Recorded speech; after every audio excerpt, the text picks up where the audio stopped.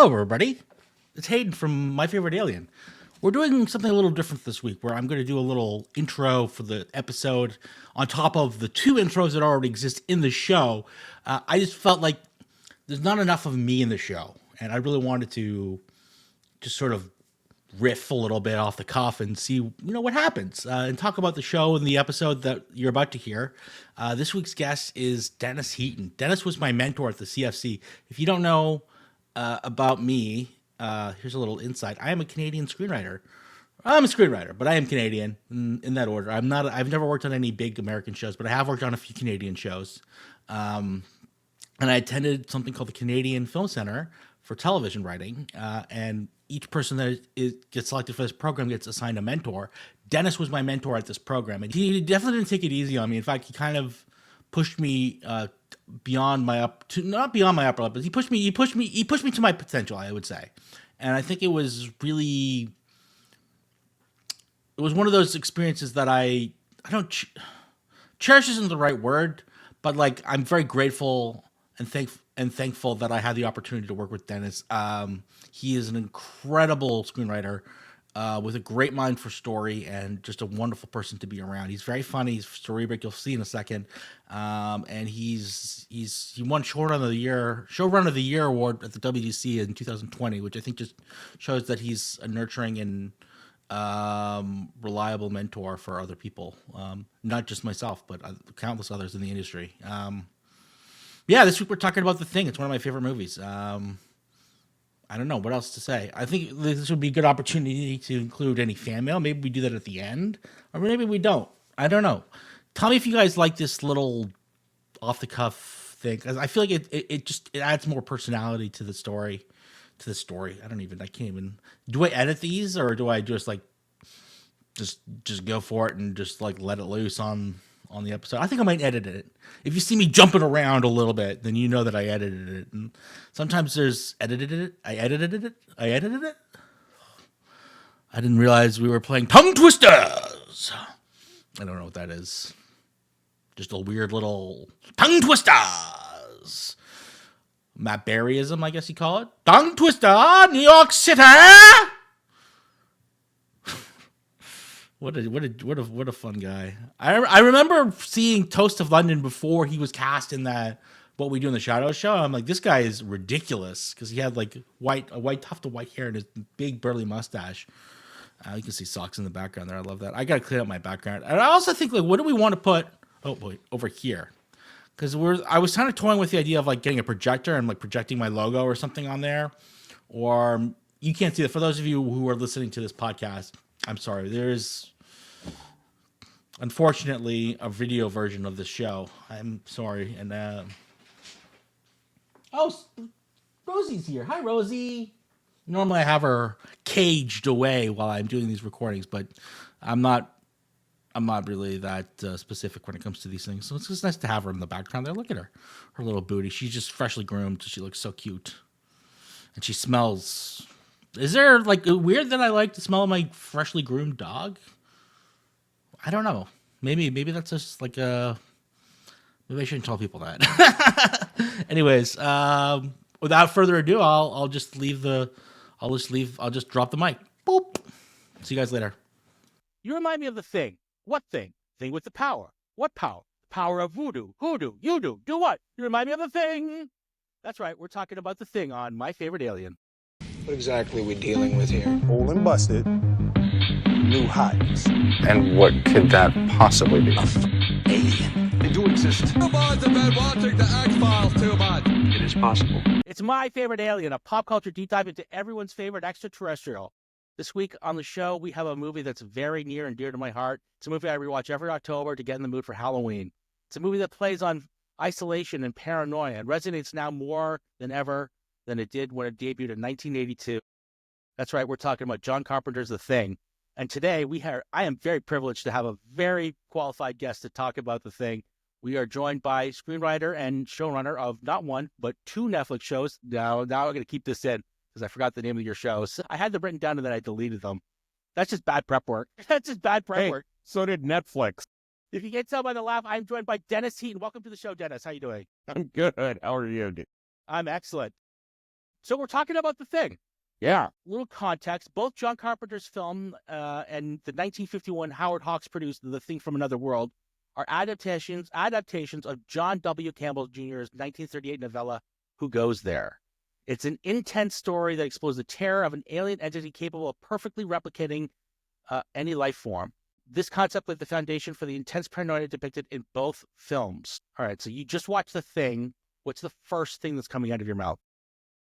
The The original. We're going to talk more. Well, the original. I love the original. Like just to sort of start. I've got a copy of Who Goes There somewhere too, because I found it years ago at a library book sale, and so I've got a copy of that.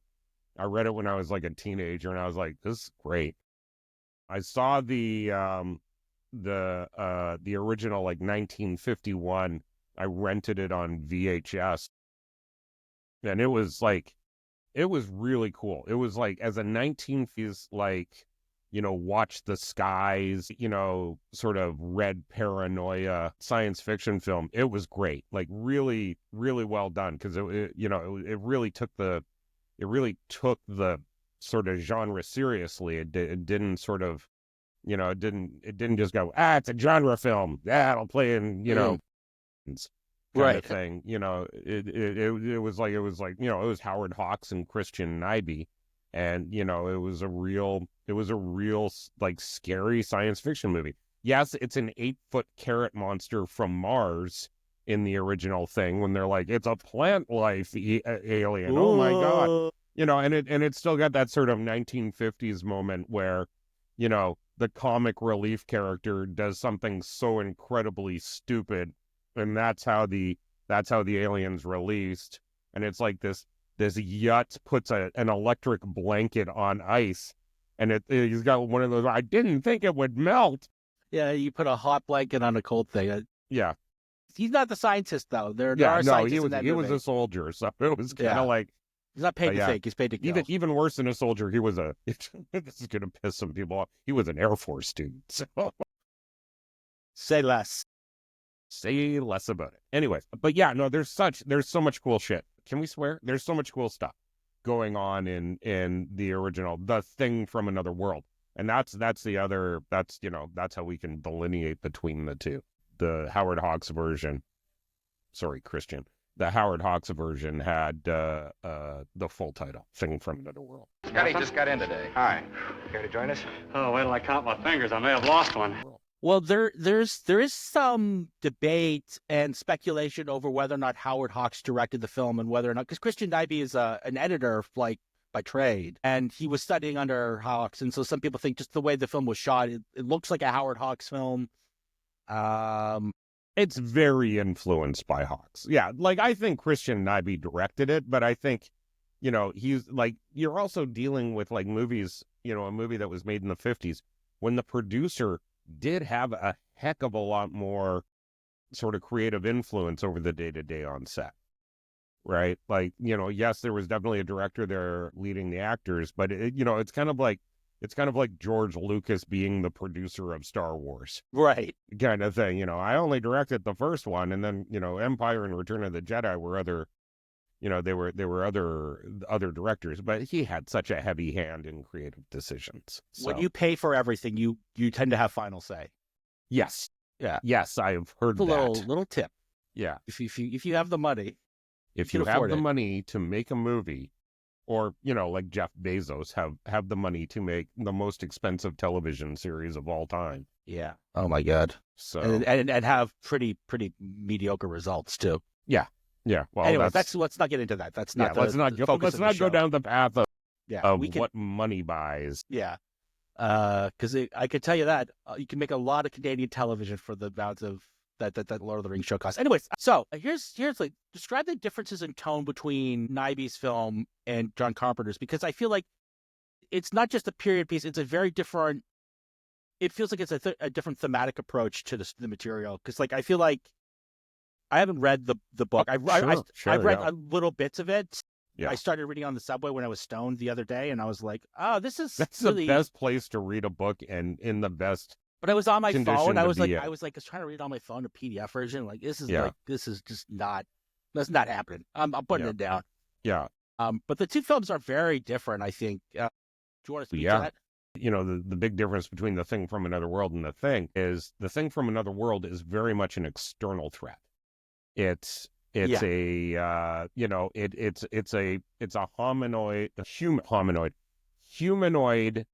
It's a humanoid creature that's released from the ice that basically like Frankenstein monsters around the Arctic base. Right. You know, murdering people, and you know, it's basically they're like, it's a plant that needs blood. Yeah. So everybody is like, you know, it's it could be like he's a space vampire. He's a it's James. I think it's James Arness playing the monster, and they play the monster as like 8 feet tall, and he's stomping around in this like ultra tight space suit, and they never really give you a good look at him until the very end, and he's afraid of fire. So you're dealing with this monster that's very much of its era an external threat, right? Yeah. Like something is coming to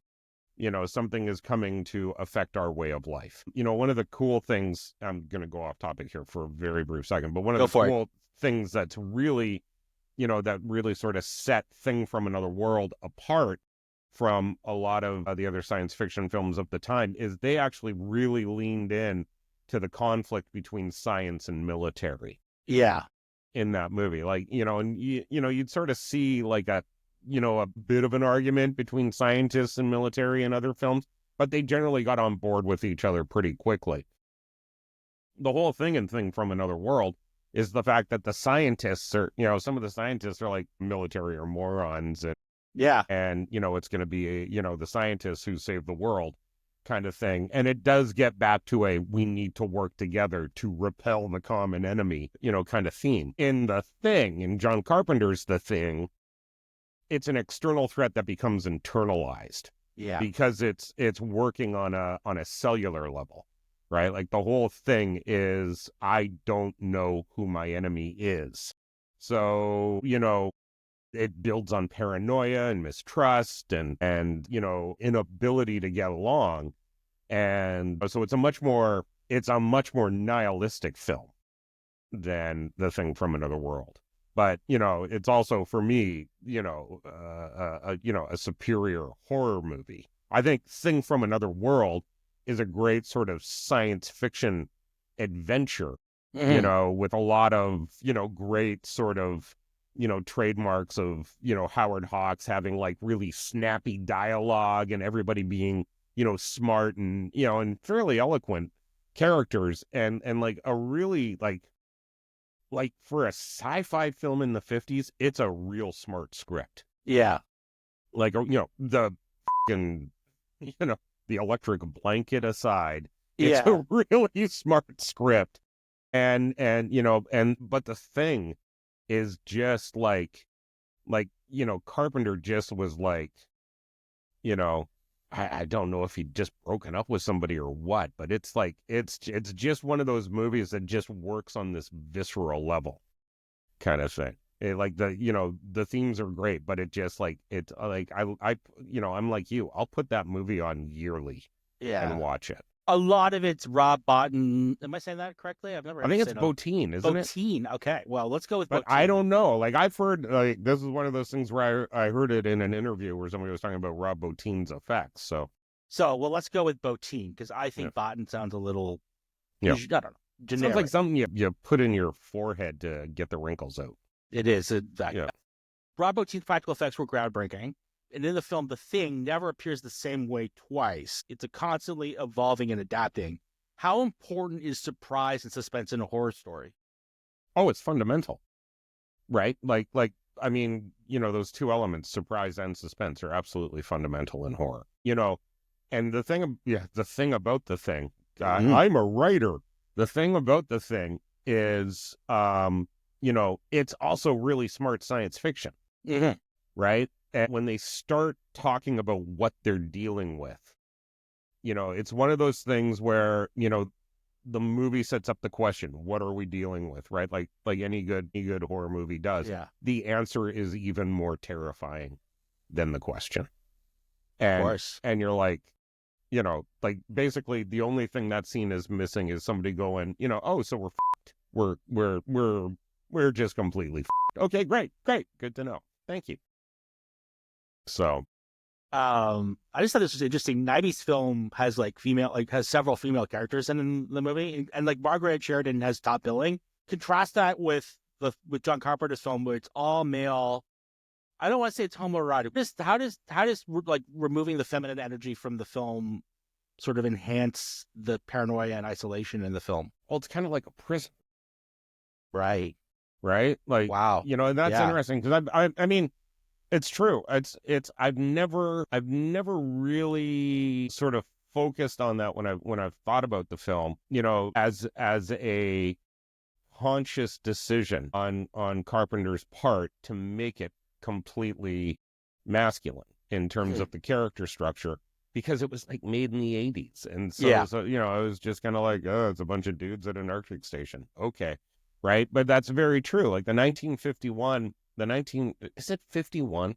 I think Or am so. like, Either 51 or 52, but I think it's 51. it's 1951. Okay. Thank God. What a We'll just edit terrible that thing. part out. Yeah. It'll be 19. Like we'll just put in loud air horns every time I say the year. Like there are several female characters. They are put into the sort of, one of them's a scientist, but she's also the scientist that gets the coffee. Yeah. Kind of thing.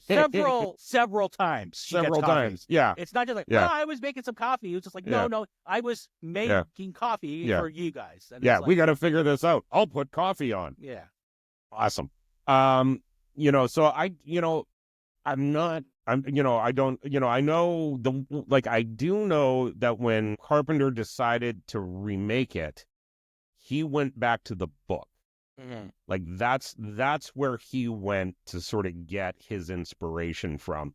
And it's been a long time since I've read that book, Okay. that novella. So, I can't remember if the novella was an all male I think it story. is. Yeah. So, that could be an extension of that is, that sort of like, I want to make my version of the thing as disparate from 1951 version as humanly possible. And on that front, he totally succeeds. It's quite a different film. Yeah. I really recommend everyone watch both versions just to see how. They're both They're both great great. in their own right. Yeah. Let's say like one's better than the other. But I was like, all right, but let's just move on. Sure.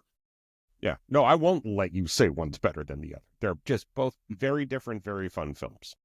So both films are like have that frigid background where nature sort of amplifies the horror. How important is setting in crafting a horror story, and how often do you feel inspired by a place? Oh, that's an interesting question. Well, I think location is paramount, right? Because Right. One of the things you have to establish for your characters is that they're in they're in a in a condensed location. That it's not a situation where you're like, there's a monster in the castle. Good thing I can get in my car and drive to the nearest city, kind of thing. It's you need that sort of that isolation. Yeah. I don't know if you need isolation necessarily as an element, but you always need that sort of sense of you're trapped. Right. Right. Like I think the desolation of the Arctic is fantastic. For sure. It's like my choices are stay inside and fight the alien or go outside and freeze to death. Yeah. Great kind of thing. So I think, for sure you want that, and you want that sense that you can't escape. Yeah. So for the characters, so that Nowhere to run, right? Yeah. The only way out is through is what you want people feeling. Right. It's that's why they lock doors behind you in haunted houses at amusement parks. Or maybe I don't think I've that's ever just been to a me. haunted house at an amusement park. I've You should only do seen it. them. I should do that. I should add They it to are my fun. bucket list. All right. It's time for the dossier. And then dossier. there's going to be like little music, and then a little graphic comes up. It's going to be beautiful. So Wait, should I freeze frame? no, you're good. You're good. Okay, We're good. We do that in posts, Dennis. It's very complicated. No, go ahead. The thing can flawlessly replicate any organism it comes in contact with, mimicking it not just physical appearances, but also mannerisms, voice, and even physical disorders. If you could, what other organism would you imitate? If you could imitate it in a way, yeah. So if I could like the thing myself into another shape, what would I do? Yeah. Who would you be? Or what would you be? Does it apply to like inanimate objects? Can the thing like be a telephone? Yeah. It can't be no, it's got. I think it's it's working on a genetic level. I think. So it could be a plant, though. You could be a plant. Well, if it's a living plant, it could probably mimic it. Are all plants living plants? We're going to get into it. Actually, the thing is a plant organism, even in the arena, which I don't know if it is or not. What a wild question that's totally thrown me for a loop. I'd probably be like a gorilla or an elephant or something. I love gorilla. Let's go with gorilla. Sure, let's go with gorilla. I'd be like, I'd be something that can rip. I'd be something that can rip the door off of a, 2010 Toyota Tercel. Yeah, for sure.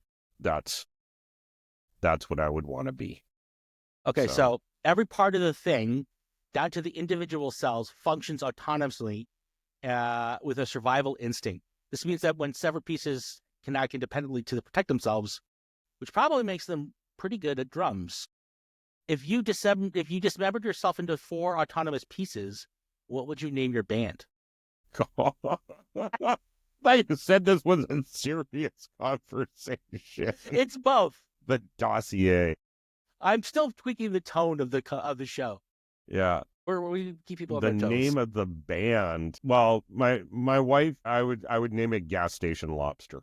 I love that. So, but that's only because we were in Nova Scotia and we stopped at a gas station and they had a tank of live lobsters for sale for $5 a pound.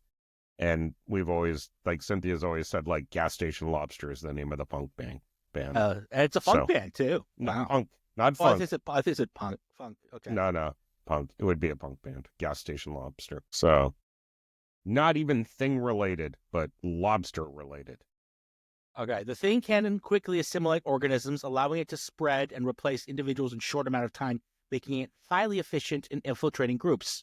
The thing has infiltrated your writer's room. What's your strategy? Find out if it can do 20 pages a day. That's it? That's your criteria? If it can't, it's hired? Oh, Dennis, oh no, your staff have been taken over by an alien. An alien that can type? Yeah, they're really productive. It's like... Wait, what benefits does this alien have? It doesn't have to eat or sleep and it keeps typing? I'm okay with it. They're really good with story ideating, They're really good. They're really good at generating putting beats on the board. Yeah, they've got a lot of ideas.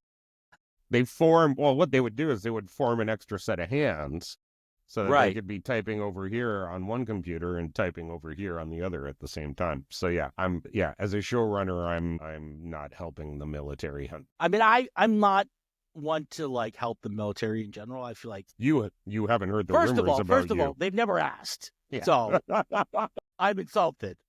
I'm out here hosting a podcast about aliens, and they're not inviting me to the top secret bases? Come on. Yeah. They're going to listen to 4 of these and be like, we better get Hayden Simpson read in.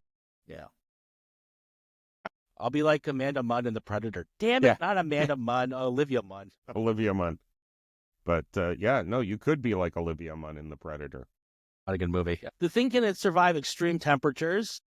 I don't know how it doesn't heat, but it handles the cold really well. It just goes into cryogenic stasis. Which would you rather adapt to, extreme heat or extreme cold? I'd rather adapt to extreme cold.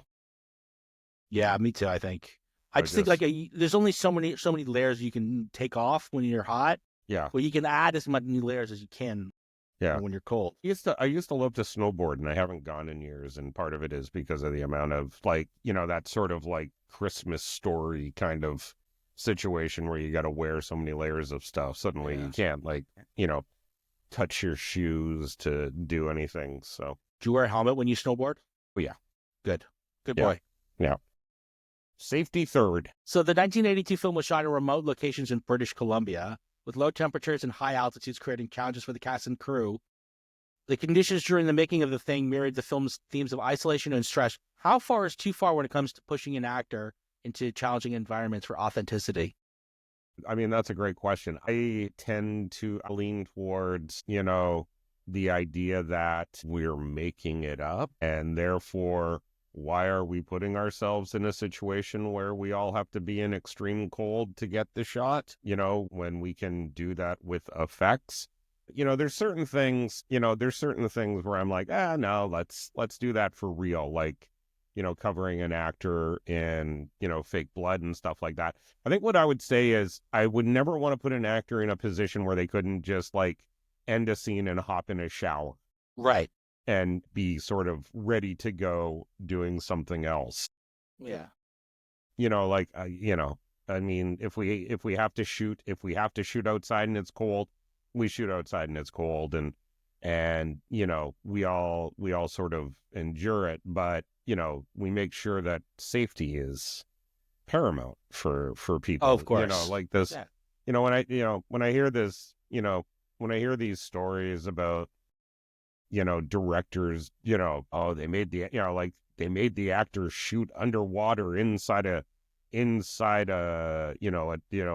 set, inside a tank of water for the realism. I'm like, why? Yeah. Why did the set of The Abyss that they filmed in have to be surrounded by water? Why did people have to be in that level of jeopardy? So, like, I don't know. I don't get it. I don't get it. It's also, quite frankly my comfort level.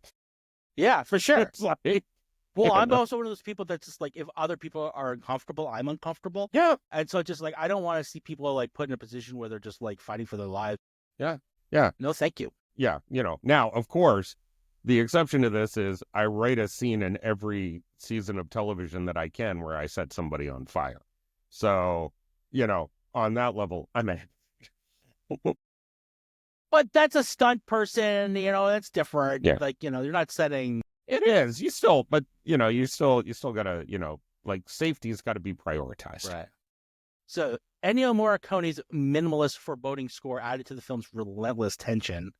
Fun fact, did you know this? I actually didn't know this. Tarantino used 3 unused tracks from The Thing to fill out his score, because Morricone came out a little short in terms of time on the score, so they used tracks from The Thing, unused tracks from The Thing. Really? I did not know that. Morricone is really well known for the what did I say, for The Hateful Eight, right? I said that. He did The Hateful Eight, yeah. Yeah. So that's what it's for. There's a great story about The Thing's score. Okay. Carpenter was like, it was like he wanted like this desolate, I forget how it went, but it was like he kept talking about doing this desolate Ennio Morricone style sound, and then finally it was just like, why don't we just fucking hire Ennio Morricone to do it, kind of thing, and he's like, yeah, here. It's a great soundtrack. It sounds like a John Carpenter soundtrack, to be honest. Like, yeah, no, it's like Morricone's like, oh, you want me to do what you do? I'll do it. Yeah, and I'll do it, and I'll make it sound like a million times better. No offense to John Carpenter. I love The Escape from New York. So good. The whole like opening of Escape from New York with and then Jamie Lee Curtis voiceover. Did you know that? Did you know that was Jamie Lee Curtis doing the voiceover at the beginning of Escape from New York? No, I didn't. Yeah. That's Jamie Lee Curtis. She does the voice of the in 1997, the crime rate of New York rises 400%. So, God, imagine that actually happened. What a world we live in. Wow. It's, yeah. No more Saturday Night Live. Yeah. Well, they would just move it to Brooklyn. So. Brooklyn Night Live, though? Brooklyn. Why would it suddenly be Brooklyn Night Live instead of Saturday Night Live? Because I want the I guess we got to change it now to Brooklyn.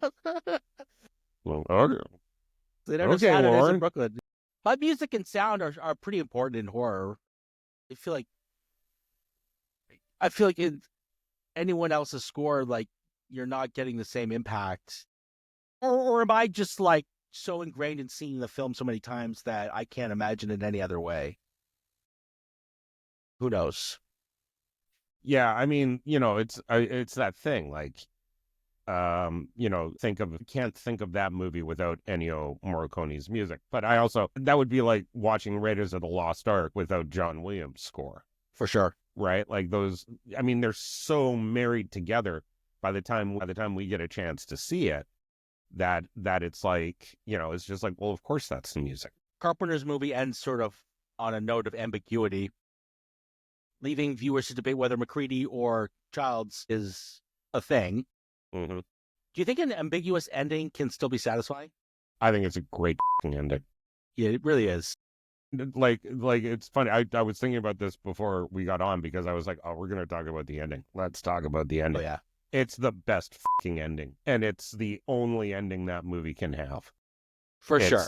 Because it leaves you in the ultimate question of not knowing.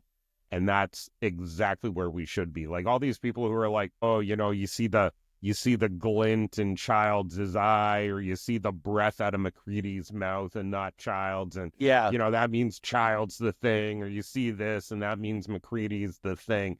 It's like the whole movie is about the collapse of trust. Right. And at the very end of the movie, it's two dudes who fundamentally can't trust each other anymore. And there's nothing that any one of them can say to make them trust nothing. There's nothing. No. They've expended all possibilities of trust. Yeah. The only way, they've got the test, where they could like do the blood and all that kind of stuff. But, they don't have the facilities to do it, kind of thing. It's like the camps burning around them. I think MacReady's out of fuel in the flamethrower, and they're both sitting there, and it's like they're like, well, I guess we'll just sit here and wait and see what happens, kind of thing. And don't they share the bottle? Yeah, I think so. Oh, do they? Do they share the bottle? Because if they share the bottle, then it doesn't matter. They're right. Yeah, because they're yeah. I don't think they do. You Googling it? I am literally looking it up. Good for you. Yeah, they share a bottle. Yeah. Yeah, Crazy. They share the bottle. So it's like they're either both the thing or they're not, or neither of them are the thing. Like it really is like, it's such a great ending. It really is. Such a great ending. Have you seen Pingu's The Thing? I've seen a Pingu thing. I don't know if it's the one where the animation the guy did that made basically it's like The Thing, but with the Pingu characters.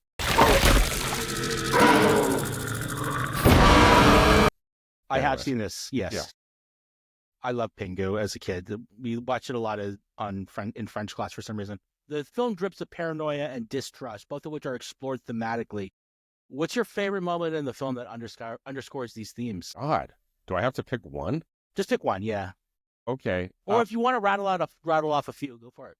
But I love it when they're doing the blood test, and Gary is stuck in the chair, and I think it's Palmer is the guy who's like suddenly like all going insane, and they can't get the flamethrower to work. Yeah. And it's like they finally kill him. And like Gary's just sitting there, he's like, I know we've been through a lot. I know, but if you wouldn't mind, I'd like to not spend the rest of this winter tied to that fucking couch. Yeah. I love that moment. And I love the moment when Wilford Brimley goes crazy in the lab. Yeah, he's pretty great. And he's shooting everybody. He's like, I'll kill you.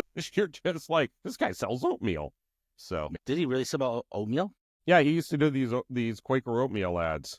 I know him as the diabetes guy. No, you got to look at the oatmeal ads. It's the right thing to do.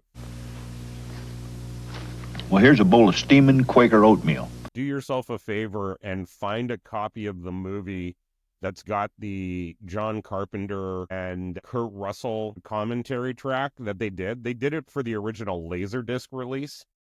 Or was it the Laserdisc or the DVD? Anyways, they did Kurt Russell and John Carpenter did did these commentary tracks for like, I think Escape from New York, The Thing, and Big Trouble in Little China. And it sounds like they did them all in one day and they just drank a case of beer while they did it, because they Wow. just like they're just hilarious.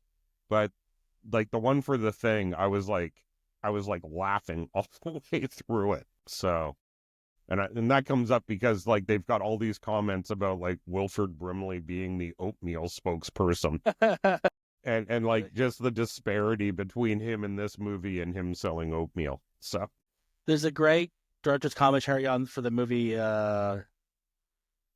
Armageddon, right, where Ben Affleck yes, asked the director, what's his name?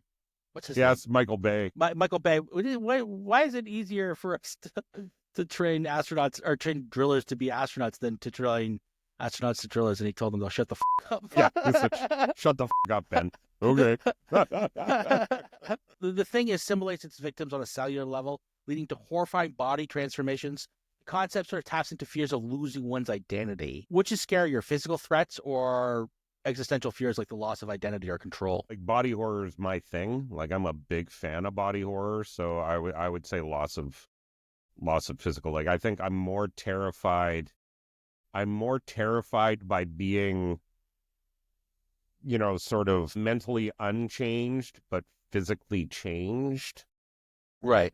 than I am like if there's like, what's the best way to describe this? Like if I was to mentally transform into a monster, then I'm just, you know, now I'm just a monster. Right. Kind of thing. It's just like that's what I am now. Right? Like there's something about like, you know, like my psychological state has changed, so my psychological understanding of myself has changed. Whether I've evolved into an id or evolved into a superego from the ego, say, right? Like, so we'll say ego is our baseline.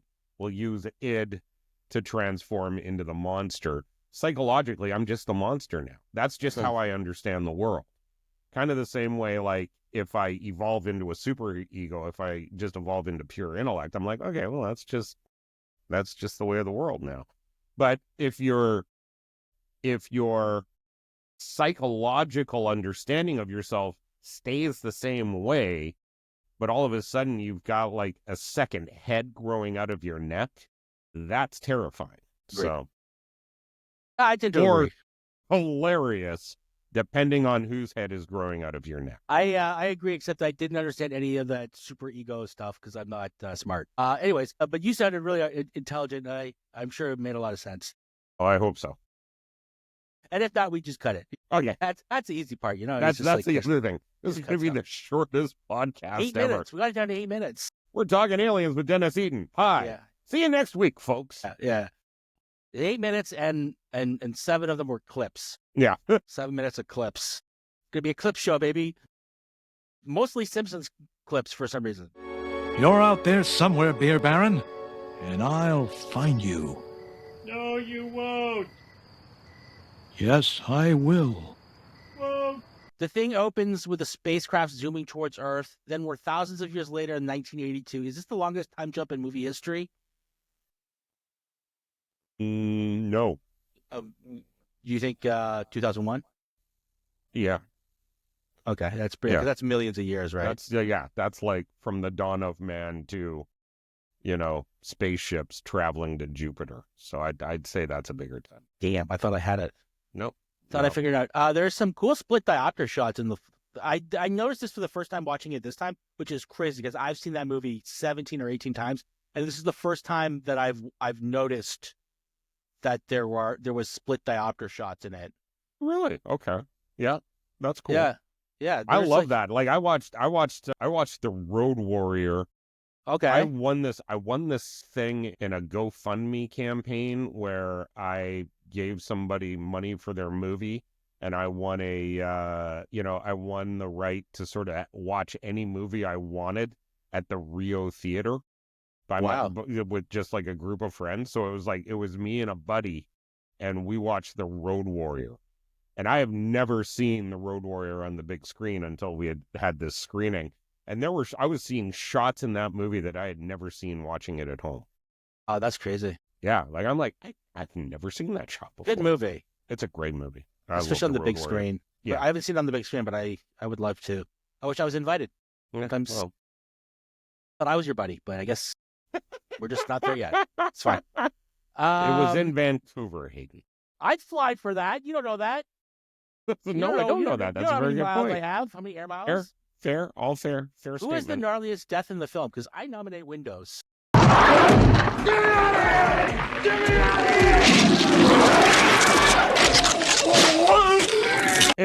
Is it Windows who's on the God, I can't remember now. Hang on. Windows is the one he gets chomped. Yes. Yeah. That's right. He gets chomped by Palmer. Yeah. He gets chomped by Palmer when they're doing the blood test. Yeah, and Windows. No, Windows was in the Warriors, and I don't think he gets credited for being in the Warriors because he had some kind of fight with Walter Hill. Really? Yeah, I think it was the actor who played Windows. Anyways, don't quote me on that. No, I'm great. I think you're right. That sounds right to me. I don't know the stuff about the fight, but I think him being in my Warriors. Favorite death is Norris is having the heart attack. Right. And Copper puts the defibrillator on his chest and turns into a mouse and bites his arms off, and you're just like, what the hell just happened? And then while that's happening, Norris's head is it's such an iconic moment. His head is ripping off and turning into that goddamn spider thing, which is the absolute, for me, the spider thing is the absolute scariest iteration of the thing, right? Because the head comes off, the fucking feet come out of the fucking body, right? And then Palmer's standing there and he spots it first. He's like, you gotta be fucking kidding me. And then it turns around, it fucking screams at them, and I think it's McCready has the flamethrower at that point, and he just fucking torches it. But it's such a great flamethrower movie.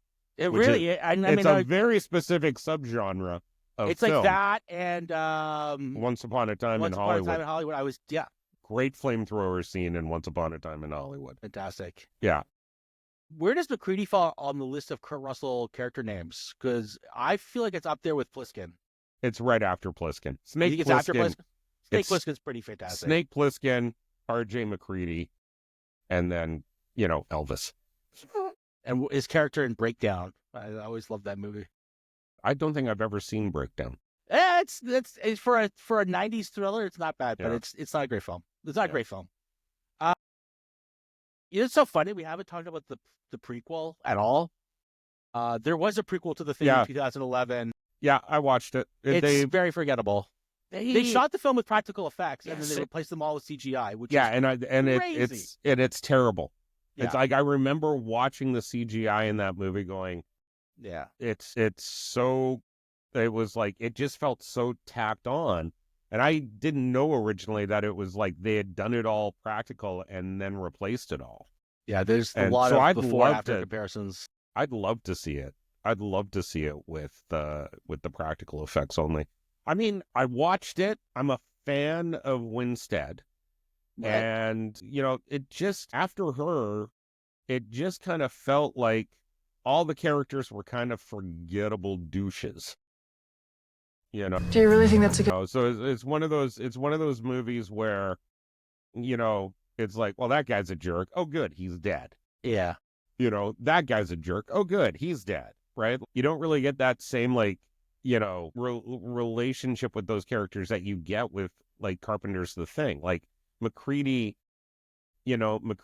pouring the booze into the computer because it beats him at chess. Calling her a cheating bitch. Yeah, and Noel's going, I guess we're at war with Norway, and roller skating around and be like, which one of you filthy men put your drawers in my kitchen? Like all that stuff. You for all their disparate personalities and all their sort of sniping with each other, it's kind of like you're hanging out with the frat house you want to hang out with, kind of thing. These guys are the guys that you'd want to spend time with, kind of thing. That's how I've always started that movie.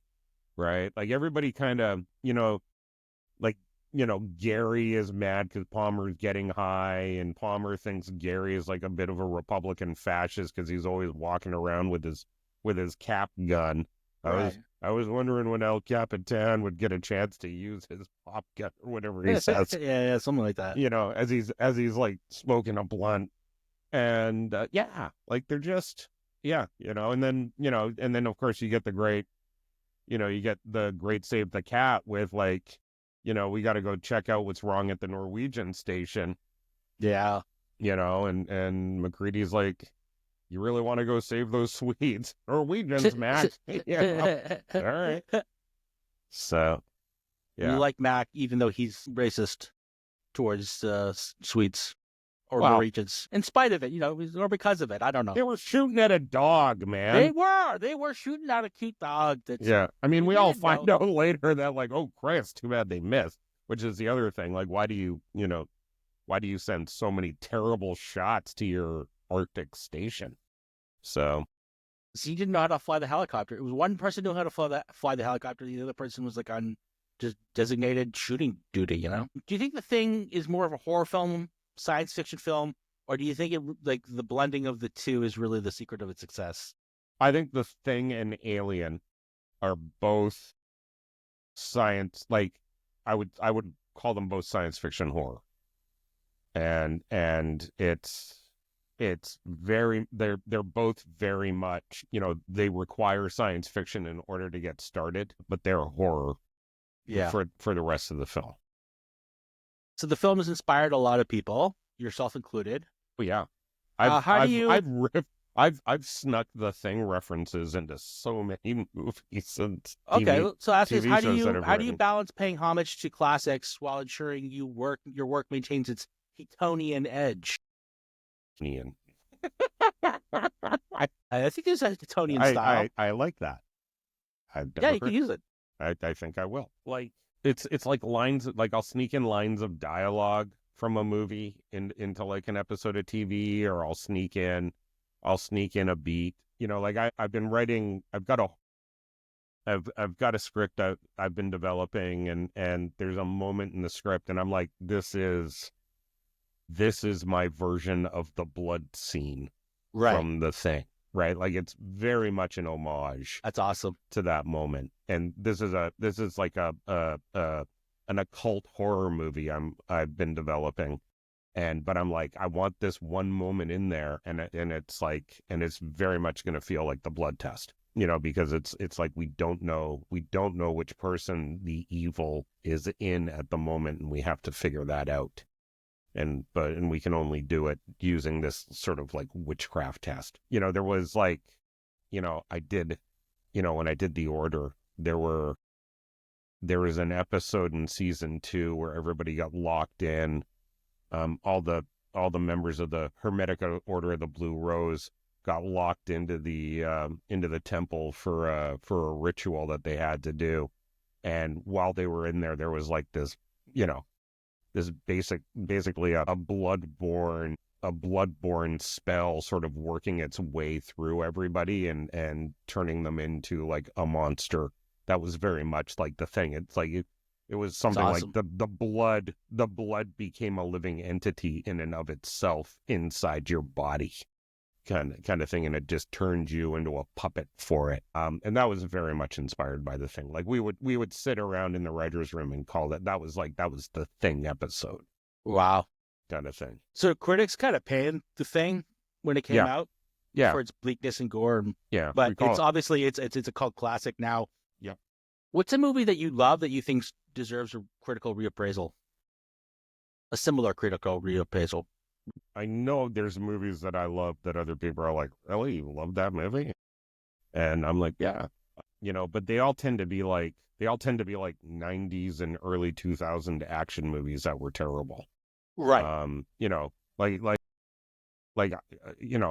here's one. I think everybody hated Olympus Has Fallen. Right. I love Olympus Has Fallen. That's a great movie. I love it. I wouldn't call it a great movie, but I would call it a fun movie. It's absolutely. It knows what it is. Pure popcorn entertainment, and I just think it's a lot of fun. And it's like, it's one of those movies that, like, if I I'll just put it on because I'm like, yeah, I want to watch Gerard Butler murder a bunch of people. Gerard Butler and Denzel Washington have both made this raft of action movies that I'm like, well, I'll just put them on, right? Like Denzel Washington and Man on Fire, love that movie, right? It's just a great, Tony Scott was, always like a little campier sort of and more florid with his stories, I think, than Ridley was. But I love Man on Fire. I think that's a great action film. I think that one tanked at the theater too, which stunned me.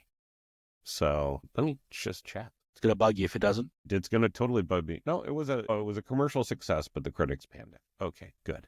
I was not wrong. But yeah, like, I like, stuff like that tends to be what I think about. Like, when it comes to horror films, they're just, I don't care what critics think about horror movies, because usually it's it's somebody who, you get that like, well, I don't like the genre, so of course I'm going to shit on it. It's like, f*** off. So, don't watch it. If you don't like the genre, don't bother watching it and don't comment on it. And for the love of don't try to make it. Yeah. So, because those guys piss me off. I remember going, this totally off topic. I remember going to a script reading once, and this guy was like, I don't like horror movies, so I decided to write one. And just the like, and then we had to sit through this script, and it was all cliches, and it was all shit that we'd seen done better in other movies. And at the end of it, it was like, he was expecting praise for like saving the horror genre. And it was like, dude, just throw this out. It's just it is just a waste. This is a waste of 2 hours. So anyways, let's move on. I'm actually really surprised no one tried to make a Thing sequel during the pandemic. Like, I just feel like during a pandemic, like, people are stuck inside it, and I just think that context or that setting is such a good. It was probably it would do really well. It would be really effective if somebody just tapped into that. It was probably a bit of a case of too soon. Yeah. Doing it then. I remember, was it Dark Horse? I think it was in the 90s maybe. And I want to say Dark Horse, but that could be wrong. It could have been Image.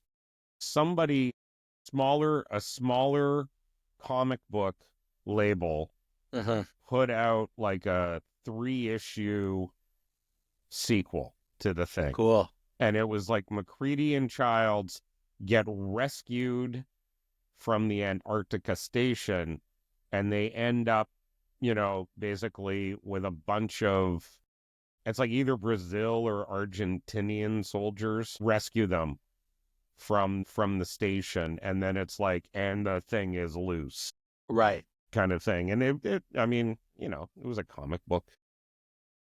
Comic books. This is where we get the bulk of our material on this podcast, is comic books and other stuff. Yeah, it was people filling in the gaps of the cinema.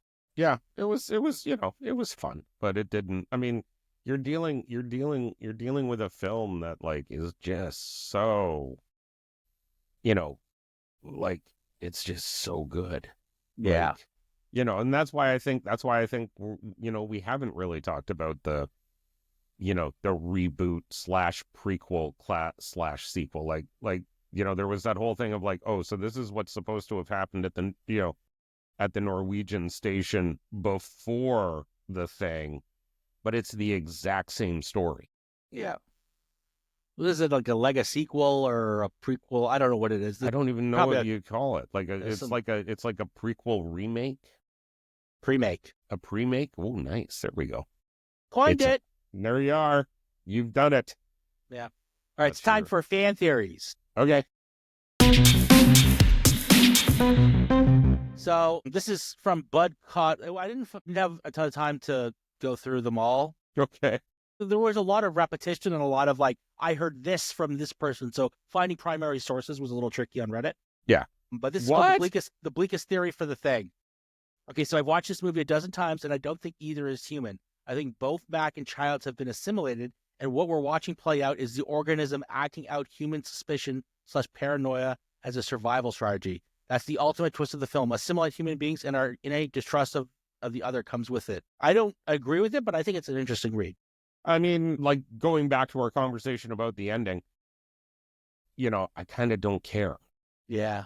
Right? Like, I don't care if they're both human or if one's human and one's alien or one of them, and I don't care to figure out what it is, because it's in that moment is like, what's the emotional state in that moment? And that's what I care about. I agree with the second part of his statement that there's two characters who are sitting there not knowing if they can trust each other anymore.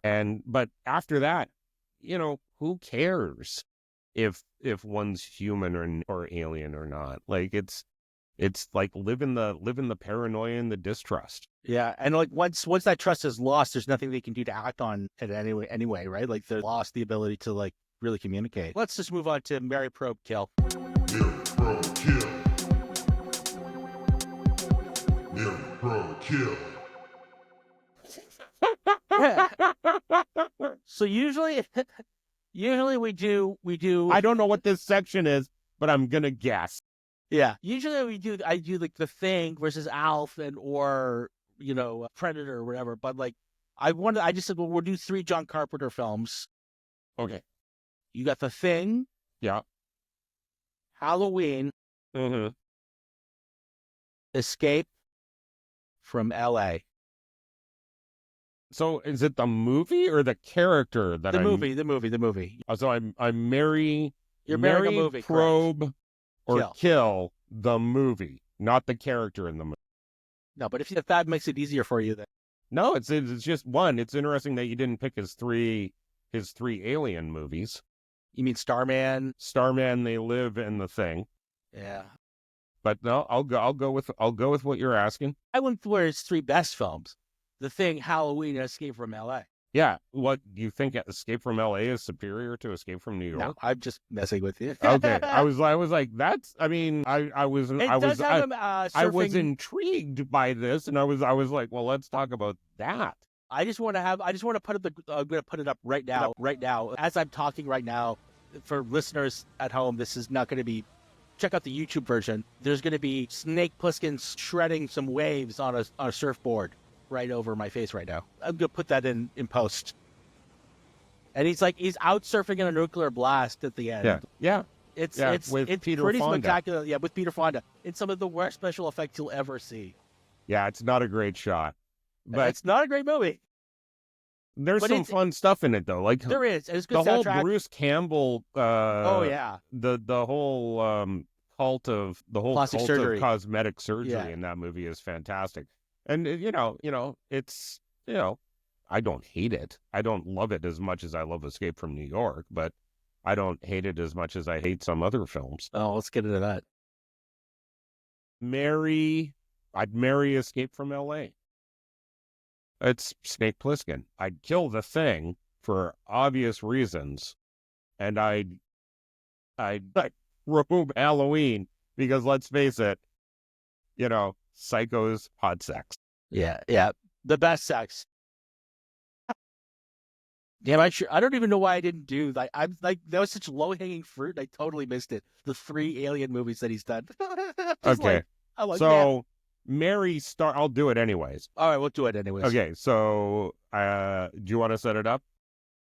No, I want to include all of this. I want all of this to be just good banter, man. Okay, I would probe. I'd still kill The Thing. That's because it's just dangerous. I would probe They Live, and I would marry Starman because he was such a sweetie. He was a sweetie. He was. I mean, how could you not want to just Jeff cuddle up Bridges with Jeff Bridges for the rest of your life? I'll be the Karen Allen to your Jeff Bridges. Which is a very oddly specific. I think it only works in this one context, and that's it. You'll use that tomorrow at the coffee shop, and somebody will be like, "What are you talking about?" Damn it! Okay, so pitch meeting. Sometimes we like to do this, where I'm a studio executive. I'd like you to pitch me your take on The Thing, but just remember it's 1982 and I'm on cocaine.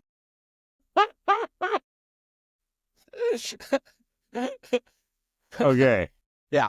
Okay. All right, let's go. Okay. Can I be on cocaine too, or just you? It's like I said, it's 1982. Are we both doing cocaine in your office? Because it's like, you're like, right? Okay. So we get the oatmeal guy to save the world. I love it. From aliens. Done. Sold. Let's go. Fast track it. That's pretty easy. Yeah. How does the thing stack up against the Predator? Or maybe it's Stan Winston versus Rob Bottin. Like, who do you think is has better effects? That's the secondary question. I feel like that's a question designed to get me in trouble with somebody on the internet. I feel like I think the Predator is a fantastic suit. I think the stuff that Winston's like mouth, like the mandible jaws and like all that stuff, and like, you know, the way it just feels like flesh. I think all that's great. The design work of the thing is insane.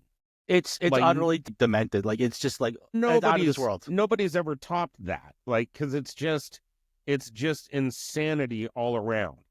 And it's utterly alien. Like, it's very. And I think that's sort of like the heart of this podcast, which I didn't really ask that many questions. But I feel like, what does it mean to be alien and to be so foreign? And I think it's like the more humanity you can strip out of something, the more effective I think it is. Yeah. The Predator is still like a guy in a suit. At no point, like, and sorry to interrupt, and I knew we weren't going to talk, we said we wouldn't talk over each other, but the whole thing about the thing is that it has no shape. It's whatever it wants to be. And so it's always going to be terrifying because it's always going to be different. Like, you know, the Predator and the Xenomorph and any other alien in a movie, you know, it's always more terrifying up until the point that they shine the light on it and you see the full suit and you see that it's, you know, a humanoid with like a very cool facial design or a very, you know, awesome, you know, sort of exoskeleton structure, but it's gone at that point. Right? Like it's now become something understandable. Still dangerous, but understandable. The thing you cannot understand because it's always going to be this different shape. You're never going to know when it's coming at you. It's truly it's just the most terrifying alien. It really is. So. More so, I think more so than the Xenomorph. Okay. I mean, sometimes we do a little segment called Sexy Close Encounters, like, would you sleep with the alien? But, like, with the thing being, like, it can assimilate life, it's kind of like, would you sleep with a person? And it's like, yeah. But, like, as soon as you sleep with them, you're going to become a thing. Because it's like, you know.